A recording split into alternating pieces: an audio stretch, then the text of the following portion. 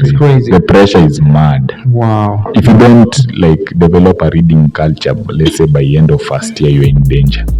If you don't give yourself like, let's say, at least 10, 12 hours of reading outside class per week, you're in danger. You're in danger. So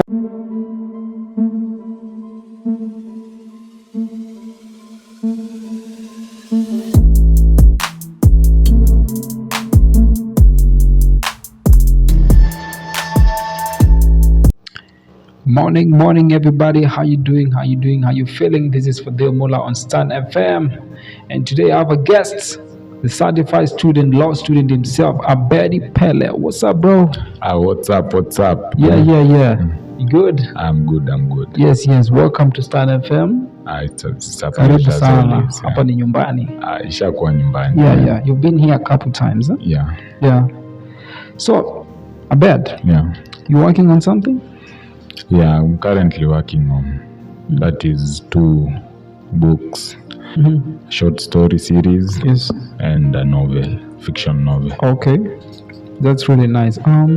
But first, before you get into what you're working on, I want you to enlighten us and let us know all about law as a course, and everything that comes with being a law student. So let's start off with what inspired you to do law? I actually wanted to do architecture. Okay. But for some reason, sababu university inakuanga changamoto. Oh, okay. You know, architecture is the most dropped course in the world. Not even. It's not easy. It's very challenging. There's a friend of mine told me that in an architecture class, you find that mko wengi sana.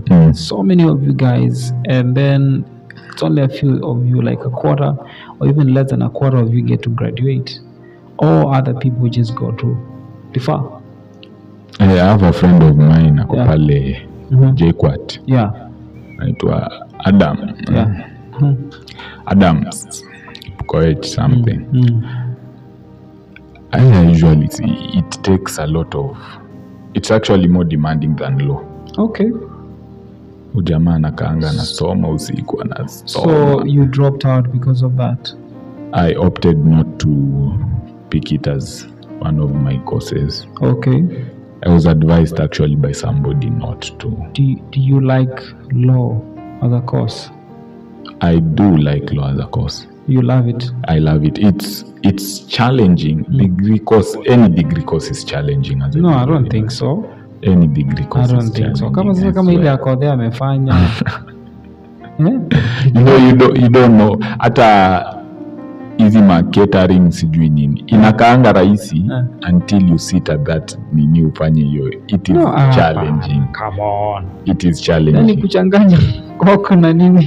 Degree courses are challenging. Fukoroga ugali. Hiyo ni like, imagine hiyo sasa yenye unasema maybe ni unit. Maybe something mixology. Ni unit. That's not. Si mixologist ni career. This guy alikuwa anasema yaani unapata mtu analia siku ya graduation. Hadi unapata nini? Sati ya mixology. Kuchanganya tu starting cocktails bwana. Sana tu wewe. Kuchanganya coke na ice ndio. Unaangi kwanza vile wanaitingisha pale It's an art. It's an art. Alafu mwingine akasema unalia ndio kukoroga gari. I swear to God. No, nataka kucompare hiyo na ni software engineering. Acha nikwambie, if you just find mtu anafanya kitu kama engineering course, medicine, law, just hug them. Hao watu wanateseka bro. Mimi naonanga vile wamekuanga bro, medicine is hard. Naonanga vile wametupa rada. Architecture ni 5-year course. Amebeba ile rula kubwa hivi pale it's a 5-year. Karibu agongo na gari pale nini. Medicine I think after 4th year usipopita after 4th year you don't continue. Si ndio? They're hard courses, man. Okay. So I chose law school. I was actually called to UoN, but mzazi akasema mambo ya UoN nataki ndio shule huaishi. Okay. Ashinda hapo kwa system for years and years. Unajua UoN inaweza kuwa na missing mark, unatafuta lecturer 3 months na graduation is due. So I ended up going to Strathmore. Okay. Strathmore is a good school, right? Yeah, the quality, you can't complain. So for you to do law, you have to be like really by very like what's the marks like? Okay, the minimum is okay for Strath. From what I've seen, I think the minimum is B stand for Strath. Okay, B constant. Okay. So for you have to have a B bare minimum. And minimum of B minor in English. Okay. Or Kiswahili. Wow. Okay, that explains a lot because you're good in communication. So you have to have, if you get like a B minor in English, yes, you have to have like something like a B plus. So you study for 4 years. 4 years degree course. 2 years Kenya School of Law. Okay, and okay, you do know that we have people who have been in the law school, and they opted not to like continue with the field, and some of them like Kamene Goro, law student, finished well, but at the end of it all aliingia kwa hii kazi yetu. Okay, it is it is mentally it is draining. Okay. You know, ni kusoma kujitolea. Okay. Yeah. Unajua any university, any course unafanya, wewe ni mtu mkubwa, hakuna mtu atakufuata au sijui soma nini. But hizi major courses, hizi engineering ni kusoma kujitolea. So unajipatia like maybe 4 hours every day. So for just reading. So mimi nakwambia hivi. People who have finished law school, gone to Kenya School of Law, they were happily doing the job. I don't know, not happily, I'm guessing so, because hawezi acha kazi. Huwezi acha kazi. So they wakaingia kwa mambo na content creation, wakaingia na mambo na media. Unaona? Nini inaweza fanya mtu? What could possibly make a person like that? Even ukipata hiyo kazi is still demanding. Okay. You know, you have to constantly work your brain. Of course, yeah. Si kama unajua huwezi compare, no offense, huwezi compare law na kitu kama content creation. Exactly. So you are defending people's lives. People's lives are at stake. Okay. People's careers are on the line. So you have to be on the constant, you are thinking outside the box. You are thinking how you can beat the other. But again, let me ask you, is the pay good? I know the problem majorly ni jobs zimekuwa few juu kuwa lawyer au kunanga retirement age. So you work until the day you feel you are not able to work anymore. Okay. You can work until 90, not see 90-year-old lawyers, 87, 88. Yeah. So you get the people who have been in law for the longest time have saturated the market. Jua kuna retirement age. So unajua hizi hata public servants ni unaambiwa at 60 enda nyumbani. Yeah. So utapata lawyer akona law firm yake, you know he has built a reputation. Now, with the minimum wage for a law student, not a law student, or a new lawyer in the field, is how much? There are lawyers who are being paid as low as 20,000. Really? It's not even. Why? Hakuna job. Unajua, like high profile lawyers will always get high profile cases. Yes. That is the big issue. Top tier law firms will always get the big clients. Okay. But you forget that law is a service that is needed in society.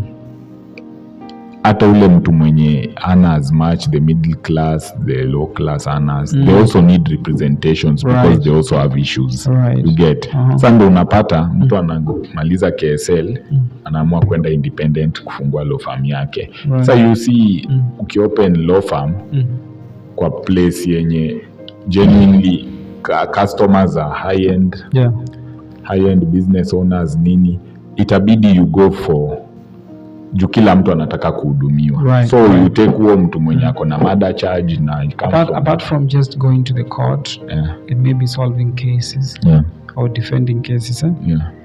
Is there any other function of a lawyer? Yeah, you can be advisor, a government advisor. Okay. You can be a court advisor. You know, there's a key difference between, you remember the BBI thing? Yes, I remember. Now, there are people who have done law school and then they didn't go to KSL. Yes. They went straight ahead abroad and did masters or in like those recognized unis. Then when they come back to see, you have masters usually specializing in a particular field. Exactly. So he has done maybe a major in constitutional law. Yes. Now his work, the court employs him for that particular period to advise on the way forward, whether it's the BBI thing, the sections. There are a lot of things. You can become a lecturer with that law degree. Okay. You can become... There's a lot you can become. It doesn't limit you to only the court and something specific. Yeah, of course, yes. So with law, I've noticed that most of the lawyers, they tend to be like drunkards. Stress. Yeah. Stress. You actually don't blame watu wenye huwa wanalewa ati juu ya masomo ya juu. There is a certain period inafikaga time ya cut. Some weeks 9, 10, 11 hapo. You don't go mad, you survive. If you don't go mad, you survive. Really? Sa unatoka tu hapo kama unafikiria tu Nairobi West iko wapi? Pombe iko wapi? You don't even want to talk to. Wewe unataka tu short. Yeah. Juu ile kitu umeona huko ndani. Yes. I mean, it's crazy. Giza ya ajabu. Yeah. It's crazy. It's crazy. The pressure is mad. Wow. If you don't develop a reading culture, let's say by end of first year, you're in danger. If you don't give yourself let's say at least 10, 12 hours of reading outside class per week, you are in danger. You're in danger. So you said you're working on other projects. Yeah. The books, Yeah. Tell us about that.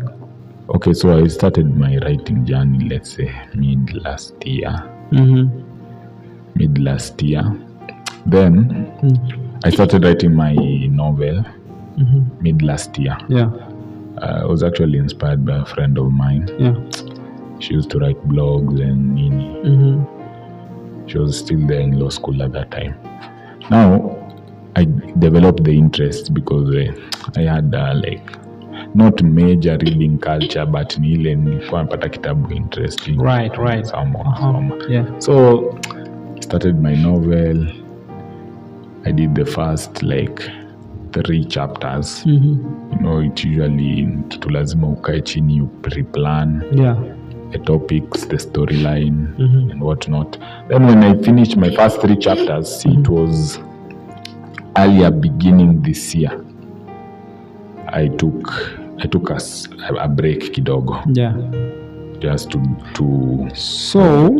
So all those books that you've written, is there any one of them done? The first one is due next year. Both of them are due next year, August, actually. This other one is a short story series that I started to encourage me to finish my other book. So I publish a chapter every day, every end week. You know, it's funny. Yeah. That I always feel like writing a book, it's about experience. You know, you have to be old enough for you to gain experience and to get to get inspired to write about certain things in life. No. But I've seen children write short stories, Ama? Yeah. Short story is actually an art in itself, rather than the novel. You see, sometime earlier this year, a friend of mine, anaitwaga Keitangana, Joseph Kambai, they started this group, this Kwani. Kwani group, yeah. Now they are friends in mine since primary. Yes. Now when they started the Kwanis, surprisingly, it was like a group for young writers to finally have a voice. Ndio isikue this narrative ati wazee peke yao ndo wanaweza andika vitabu. Yeah, right. So you see, like now, what Kwani has become, it has become a movement. Right. Young writers, they have written their first edition. Their second edition is due next year. Yes. So if you buy that Kwani book, it's only like 500. It has 67 others. Right. Short stories only. Yeah. Very diverse, poems, songs, whatever. You just pick a particular niche. Exactly. People are writing about philosophy, songs. Most short stories from young writers. So when you write a book, you the main aim is it making money? I'm guessing one of them is making money out of it. Obviously, the main aim of doing anything productive is making, but it's not a major thing. In the world that we are living in today, you do understand that we have other medias. We have phones, we have movies, we have TikTok, the social media, and it's really taking so many people's attention. True. Do you think we can still go back to the days whereby people, or rather in this era, that we are being faced by all these screens, small screens are taking our attention away? Do you think as writers you can match the amount of attention? Okay, for the most of the young writers I've seen, I do genuinely believe that there is still people who have a reading culture. Okay. Because, for example, for that Kwani group, very many people have a reading culture. They do poem sessions every week. They do go for hikes. I almost went for one on Wednesday. The poem thing. Did you go for that one? I didn't. Okay. But I'm looking forward to go for that one. It's usually very interesting. Okay. They have developed reading culture among the youth. So you see, people get motivated when they know that if they write their work, people will have a chance of showcasing it to the rest of the world. I think we should have this guy, the Kwani guy. I'll call him. Call him, come over here so that we can talk more about it, I'll call him. Because I feel like young people, we have been taken over. We are being controlled by the social media. And we're losing ourselves. We're losing the authentic us. Reading a book is such a powerful thing. It's such a powerful thing. It's a very healthy thing. Having your phone every single day, 24/7, just scrolling on TikTok and unimportant stuff is not also healthy. So with Kwani, what have you been able to do to make it easy for young people to access like your art, your writings, like in digital forms? Okay, for I don't know. For Kwani, I've only seen the printed copy. But you see, for my short stories, I usually write my stories on Inkit. Inkit.com. Okay. And it's free. That is it's an app. It's an app whereby you can write your stuff? You can write your stuff. For free? It's free. It's free just as long as when you download the app, you just register with your email. Wow. And there are plenty of stories you can find there. Interesting ones from authors all over the world.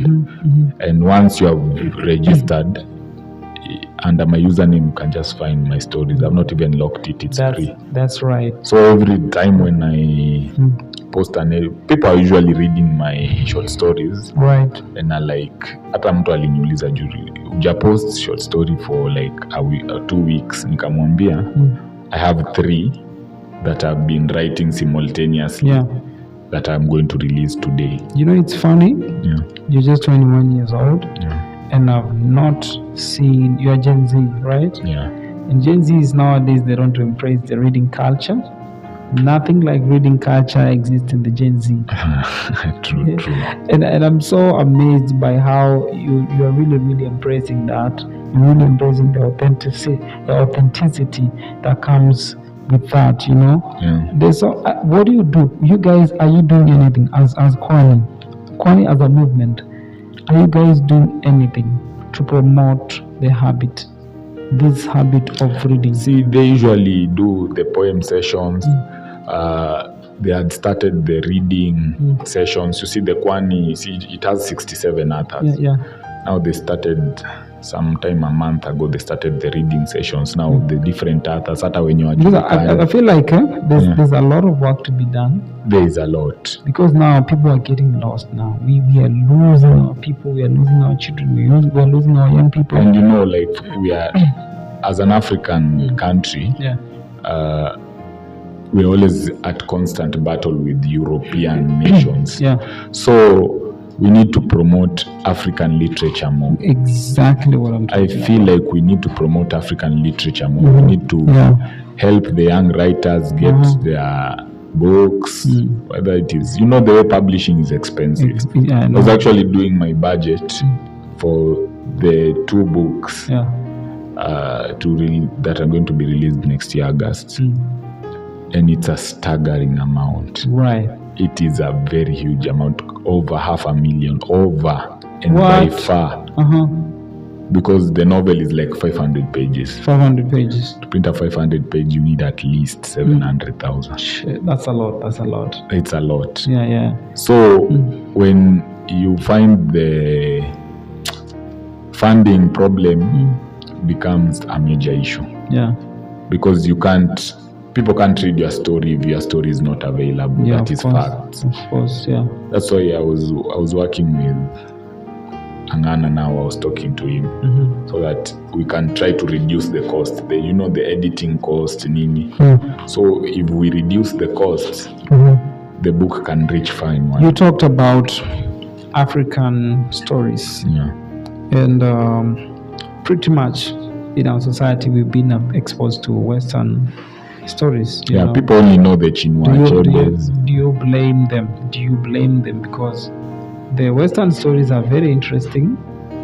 Some of them, they are fictions, right? Yeah. They are fictions. The fictions are more interesting. You guys, all you talk about is, what is the most common thing that you talk about, you African writers? Because they're always embedded in, from what the few that I've read, I always see most of African literature is written in vernacular. The rest is usually a storyline based on African culture. African culture, it feels like school. It feels like it's exam, and like so many young people out here are looking for entertainment. Yeah. If there's a way you guys can entertain us through your writings, there is have you gotten there yet, whereby you can write fictional stories like the Western, something like Harry Potter? My style of writing is more of Western with an African touch. Okay. I usually write, I think things outside the box most of the time. I don't just have this normal creativity. You were reading a story about monkeys and rabbits, how they if you see my last short story that is published on that site is about how basically Europeans and people all over the world started eating snails. Okay. How snails became a 5-star restaurant thing. It's very difficult for somebody to think something extraordinary like that. Oh, you're right. So it's captivating to the reader, and most of the time if you write a short story, not necessarily even a short story, any story, yes, you need to keep in mind that you are not the one who's reading your story. Okay. You have to captivate the reader. You have to entice that person to want to know what happened next. Keep on reading reading more.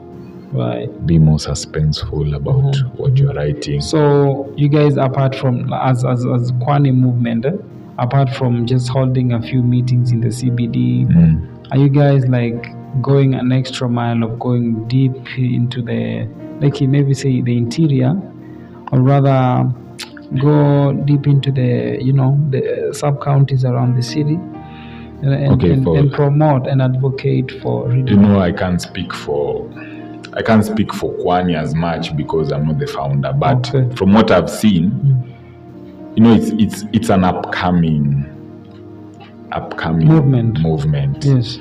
It's something that has started, And from what I'm seeing, is becoming something that very soon enough will be able to reach the outskirts. But in Nairobi majorly, I can vouch that people know what Kwani is. Okay. Maybe I just knew Kwani of late. Like I didn't know them. I didn't know them, and you realize that what they are doing is such a good thing. Maybe they don't know the impact they are making. I was actually telling Angana the other day. That he's making such a huge impact. But he doesn't know. I think he does. This is a game changer. It is a game changer. He has opened the door for African literature for young writers. For young writers, so that they can gone are the days of Kinangugi wa Thiong'o. They are old people. And they don't like write stories that really relate with the generation right now. And people are actually creative. Young writers are actually creative. Right. Because they've been Nairobi. Because they've been exposed out there. Yeah, true. All right, man. It's I could say let's keep it trying, let's keep it going, because now the social media is taking over and it's really disappointing. But I think people should generally develop a reading culture.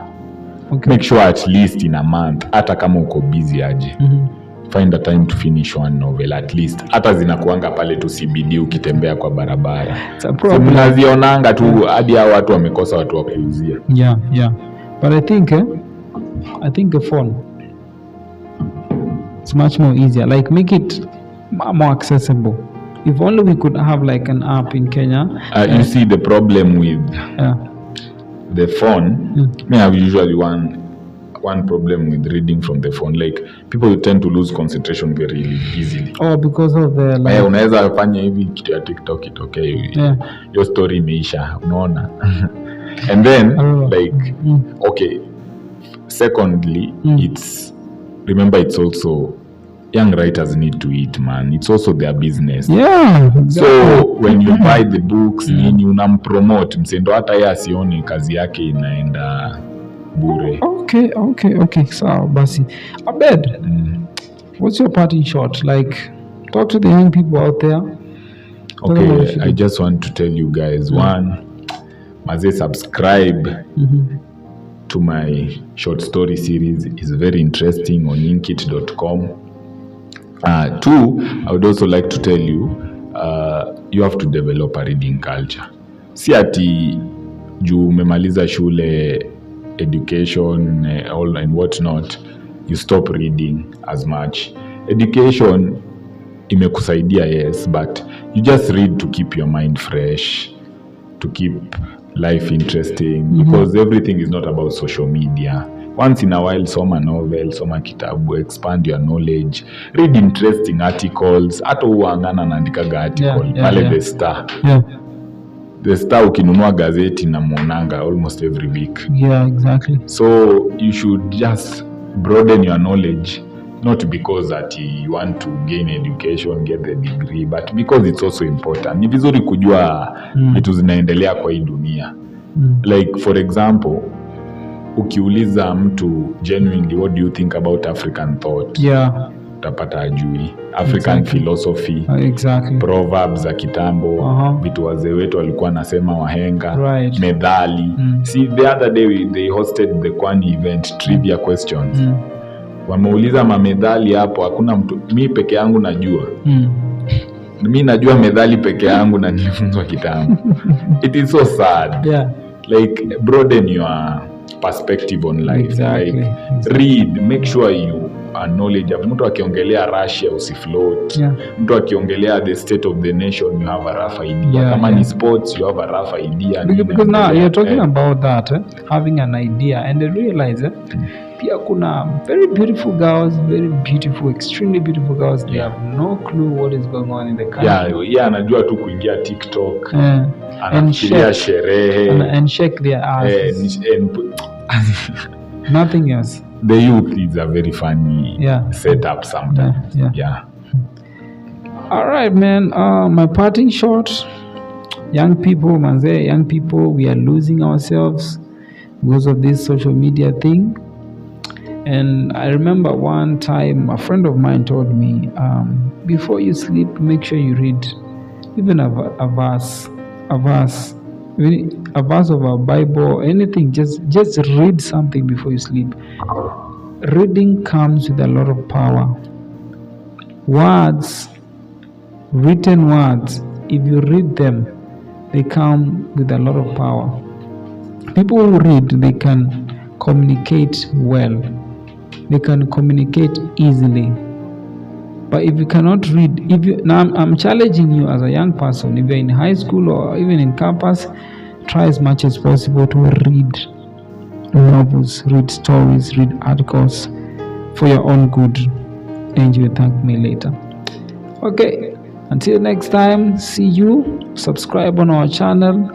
Keep on watching, listen to us on the online radio platforms, on Stan FM. My name is Fadil Mula, and alongside Abed Pele. Until next time, adios.